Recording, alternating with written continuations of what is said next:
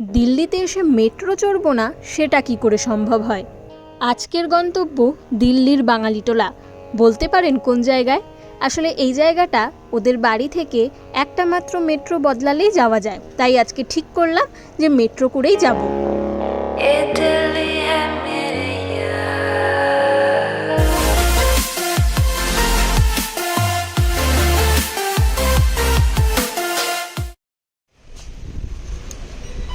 এখানের মেট্রোতে কলকাতার মতো টোকেন ব্যবস্থা নেই। সেই চেন্নাই যেরকম কাগজের কিউআর কোড ঠেকিয়ে ঢুকতে হতো, এইখানেও সেই ব্যবস্থা। এটা হলো স্নেহার স্মার্ট কার্ড। তবে একটা জিনিস বুঝলাম না, দিল্লির মেট্রোতে মধ্যপ্রদেশ ট্যুরিজমের অ্যাড কী করছে। ম্যাজেন্ডা কালারের দিকে যেতে হয়, so please follow towards magenta colour. আর যদি তোকে ইয়েলোর দিকে যেতে হয় তাহলে এই যে ইয়েলো অ্যারো, তো তুই নেমে তোকে এখানে পায়ের ছাপ দেওয়া থাকে, সেই অনুযায়ী তোকে যেতে হবে। আর অ্যারো দেওয়া থাকে, ঠিক আছে? এখানে অসুবিধা এমনি হওয়ার কথা নয়, বাট প্রচুর হাঁটতে হয় মাঝখানে, লাইন চেঞ্জ করে। Problem is that. তো আমরা ম্যাজেন্ডার দিকে যাবো। স্নেহা ভীষণ ভালো টিচার। ছোটোবেলায় যখন কোনো পড়া বুঝতে পারতাম না, টিচারের কাছে যাওয়ার আগে ওর কাছে যেতাম। তাই এখানেও আমাকে খুব সুন্দর করে বুঝিয়ে দিচ্ছিল যে দিল্লির মেট্রোতে কিভাবে চলাফেরা করতে হবে। মেট্রো স্টেশনটা সুন্দর হলেও আসলেই দিল্লির মেট্রো খুবই জটিল।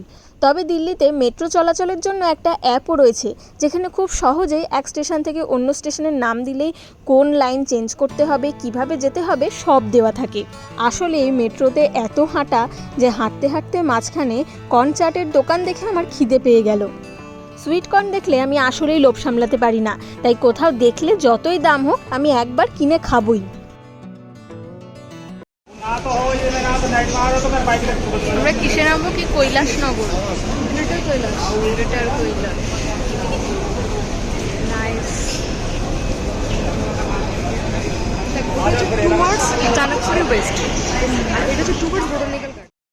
আপনারা কি বুঝতে পারলেন গ্রেটার কৈলাস নেমে আমি কোথায় যাচ্ছি? এখানে মেট্রোর গেটগুলো আমাদের সল্টলেকে যেরকম গেট হয়েছে অনেকটা ওরকমই দেখতে, এবং এই স্টেশনটা তুলনামূলকভাবে ফাঁকা।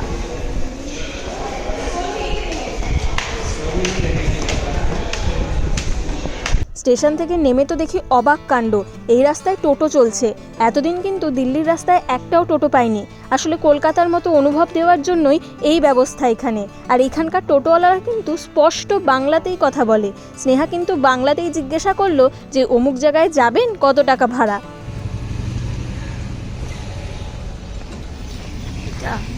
10 টাকা করে টোটো।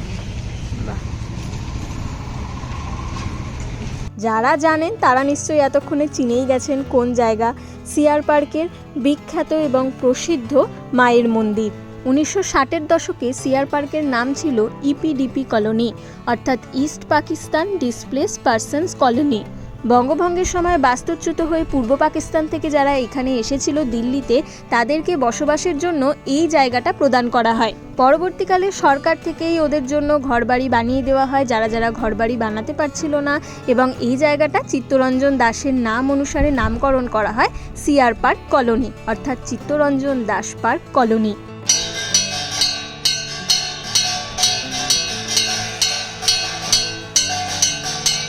যারা যারা এই মন্দির তৈরির জন্য খরচ করেছেন তাদের নাম রয়েছে। এছাড়া কেউ কেউ এখানে নিজেদের মা বাবা বা প্রিয়জনের স্মরণে স্মারক বানিয়েছে।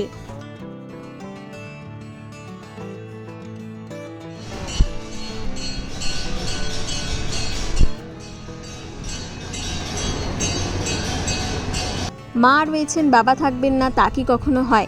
পাশেই কি সুন্দর এই শিব পার্বতীর মূর্তি। খোদাই করা এই মূর্তিগুলো দেখতে ভীষণ সুন্দর লাগছে।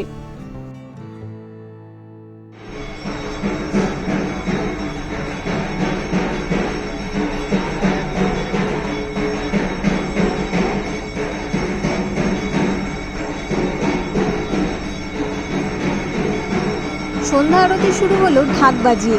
ঢাকের আওয়াজ শুনলেই মনে হয় যেন দুর্গাপুজো চলে এসেছে। সব কিছুর আধুনিকীকরণ হয়েছে, প্রণামীটাও বা কেন বাদ যায়? তাই প্রণামীটাও আজকাল অনলাইনে। চৌধুরী চৌধুরী চৌধুরী, বাবার নাম। এটা তার মানে বাড়ি বল? এত বড় বাড়ি। রাস্তার দুধারে পরপর বাড়িগুলো দেখলে মাথা ঘুরে যাওয়ার জোগাড়। অনেকটা আমাদের কলকাতা সল্ট লেকের মতন অনুভূতি হবে।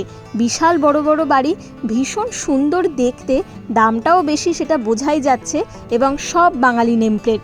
সবজি বাজার রয়েছে, মাছের বাজার রয়েছে, এবং সিআর পার্কের এটা হলো একটি বাজার। এছাড়াও আরও একটা বাজার রয়েছে, ওই যে দূরে দেখা যাচ্ছে মাছের বাজার। বাঙালিদের তো এইটাই দরকার হয়। এছাড়া এখানে বেশ কিছু মিষ্টির দোকান দেখলাম, যেখানে মিষ্টির দোকানের নামগুলো বাংলাতেই লেখা, এবং এখানে কিন্তু বেশিরভাগ লোকজন বাংলাতেই কথা বলে যারা এই বিক্রি করছে। স্নেহা কদিন আগে চাকরি সূত্রে ব্যাঙ্গালোরেও থেকে এসেছে, এবং দিল্লিতে তার আগে থাকতোই, কারণ ও মাস্টার্স করেছে আইআইটি দিল্লি থেকে এবং এখন পিএইচডি করছে। ও একটাই কথা বলে যে এই সিআর পার্ক আছে বলেই না মনে হয় না যে কলকাতা থেকে দূরে রয়েছি, কারণ এইখানে ঢুকলে সবাই বাংলায় কথা বলছে। মিষ্টির দোকান তো রয়েইছে, সাথে এখানে দশকর্মা ভাণ্ডারও রয়েছে, এবং সেটাও বাংলাতেই লেখা, এবং সেখানে আমি বাঙালি বর বউয়ের টোপর আর মুকুটও দেখতে পেয়েছি। কি খাবি? নর্মাল ফুচকা খাবি না অন্য কিছু খাবি? একটাই নে না, দুটো পাতা নেওয়ার কি দরকার? না না, তুই নে, ওরকম হবে না ব্যাপার। খুব সুন্দর কলকাতা ফুচকা, ওর বাংলাতেও লেখা আছে। এত সুন্দর সুন্দর হাঁড়ি কড়াই দেখে, কলকাতা ফুচকার নামটা দেখে 40 টাকায় 4টে ফুচকা খেলাম। নাম কলকাতা হলো, দামের দিক থেকে কখনোই কলকাতা হতে পারবে না। যাই হোক, এসেছি আমরা আজকে এই সোনার বাংলা রেস্টুরেন্টটায় খেতে, এবং আমাদের পরবর্তী গন্তব্য এখানেই। ওদের যদি কোনো জন্মদিন সেলিব্রেশনের থাকে বা কাউকে ট্রিট দেবে, কেউ বাইরে থেকে এসেছে তাকে বাঙালি খাবার খাওয়াবে, অথবা নিজেদের বাঙালি খাবার খেতে ইচ্ছা করছে, মাছ খাওয়ার ক্রেভিংস আসছে, সব কিছুর জন্য ওরা এইখানেই নাকি আসে।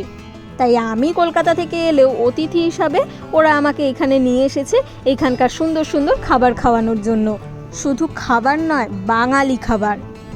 4টে লুচির দাম 60 টাকা। যতই বাঙালি খাবার হোক, এই দাম মনে করিয়ে দেয় যে আদেও আমরা কলকাতায় বসে খাচ্ছি না, এটা দিল্লি।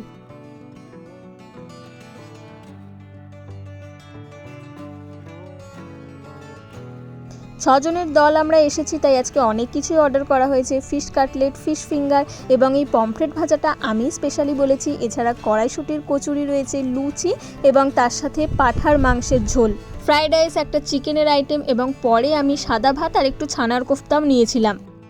এমনিতে খাবার ভালোই করে, তবে আজকে পাঁঠার মাংসের নুনটা একটু বেশি হয়ে গিয়েছিল, তাই আমি পরে ছানার কোফতাটা নিয়েছিলাম, কারণ আমার মন ভরেনি। আশা থেকেই চোখে পড়ছিল এই চপের দোকানের নামটা, তাই ভিডিওতে রেখে দিলাম। এছাড়া মিষ্টি খেয়েছি, কলকাতার মতো নয় কিন্তু খুব একটা খারাপও নয়। এখানে একটা আনন্দের দোকানও কিন্তু রয়েছে, আনন্দ অর্থাৎ আনন্দ পাবলিশার্স বইয়ের দোকান। ফেরার সময় আর মেট্রো নয়, সবাই মিলে ক্যাব বুক করেই বাড়ির দিকে যাচ্ছি, যেহেতু অনেকটা রাত হয়ে গেছে। ভিডিওটা আজকে এইটুকুই। কেমন লাগলো কমেন্ট করে জানাবেন। দেখা হবে আবার পরের ভিডিওতে। টাটা। ও আরও একটা কথা, ভালো লাগলে চ্যানেলটা সাবস্ক্রাইব করতে ভুলবেন না কিন্তু।